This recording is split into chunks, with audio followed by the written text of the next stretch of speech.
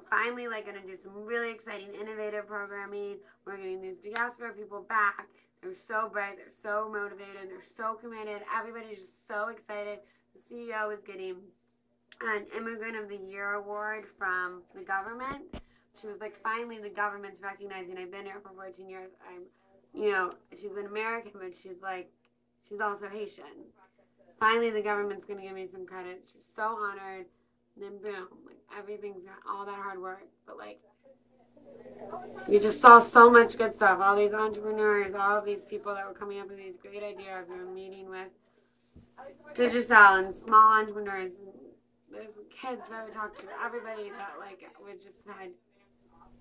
And even before the earthquake, you knew that there was like really not really that much hope for them. No matter how hard they tried, like the land's destroyed. Like there's no real industry. There's no real agriculture. Like there's so much aid money. There really was a lot of aid money even before. And there's all these committed people that we met with, and all of them say the same thing. Like, we know, like, we're CRS, and we know that the fact that CRS has been here for 40 years and still looks like this is pathetic. What is the point of aid? Like, what? And that's why it's just so hard, because, like, they're having such a hard time with the humanitarian relief now, and it's like, and even though you hear in the news, like, we know that this country was not, that getting it back to where it was isn't good enough. Like, there's recognition in the media of that. But I still don't have any hope that, like, that recognition is going to do any good, because it's just so much worse off. I mean, the government has nothing. The government that already had nothing has even less. The Ministry of Finance is down. Like, the Ministry of Education is down. The palace is destroyed. Like, the money, like, any money that they had, any resources that they had are all gone. The prisons collapsed. I mean, you have to have prisons. Like, they're going to be rebuilding those basic things while the people are still on eating. And they were already malnutrition. There's so much food insecurity. And now, that's why you can't get food to them fast enough. Like, you or me could, like, survive for 4 days without that much food. But if you're already malnutrition, you can't. They still had, like, all their public transportation. Like, it was, like, completely, like, it had the brightest colors. Like, every single bus and every single truck that they take is all painted in these, like, bright, like, really, like, you think of, like, kind of New Orleans Creole style, like, so fun. And, like, there's Carnival is supposed to start there on February 14th on Valentine's Day. And so they have pre-Carnival every Sunday. And we were actually in a meeting, and it was torrential downpouring, so we couldn't go to pre-Carnival. But even though it was torrential downpouring on Sunday before, you could just hear the music and the dancing all night long.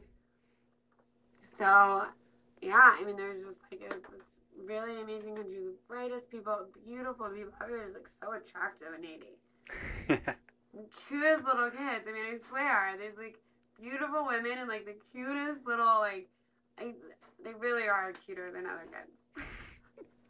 Well, hence the kid that you couldn't help but photograph, even if it cost the battery. Yeah, I was like, you can take the battery, pick the phone, I'll tell Mark it was the earthquake. I was like, normally I would not let a 3-year-old play with a $600 phone, but I can always blame it on her. That is sort of a get-out-of-jail-free card. I was like, he doesn't expect the phone's coming back anyway, so you can go for it. He was, like, treating me like a supermodel, even though you can't see it in the pictures because his fingers are in front of it. He was just making it. He only spoke French, and I don't speak that much French. It was like a French lesson for me. And he kept being like, "Ça marche, it works, it works." Every time it clicked, he'd be like, "Ça marche."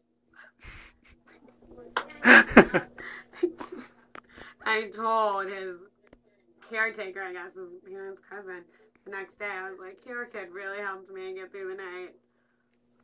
It was so sad at the embassy. It was freezing, and, like, there was nowhere to sleep, and so some people slept outside and some people slept inside, but it was freezing both places because they wouldn't turn the air conditioning on inside, and outside it was cold. I mean, it wasn't freezing in terms of Boston, but it was cold enough that we were all, like, in our kind of day clothes for the 80-degree weather. And we had blankets, so everybody was so cold. And the poor children, like, I walked into the building and I saw them.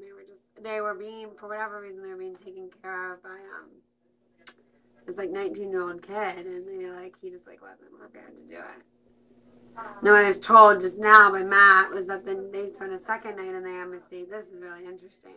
Didn't witness this, but when we were there, it was all just basically white Americans. There were some Haitian Americans. How many people? 160-ish, and maybe 30 were like Haitian Americans. And I think I like this little kid that was only speaking French was obviously hadn't lived in the States before.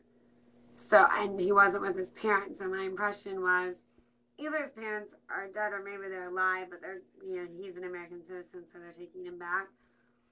What I heard from Matt is that the second night, everybody that arrived, almost everybody, were Haitian Americans or people that had just picked up kids that they knew had American passports and their parents were gone. So there was like one woman with 14 orphans that all. And because there's all these ties that you might have had your kid in the States or whatever, but you came home to Haiti for whatever reason. So there's a lot of children that are actually citizens. So people were just picking them up off the streets, basically, if they knew that they had a passport, and were bringing them to the embassy. So, but on the positive side, just as much fun I was having with this one cute kid, I guess it was a much more like jovial scene because with all these cute kids and all the kids are happy because the kids kind of don't really get what just happened, and so the kids are like just playing.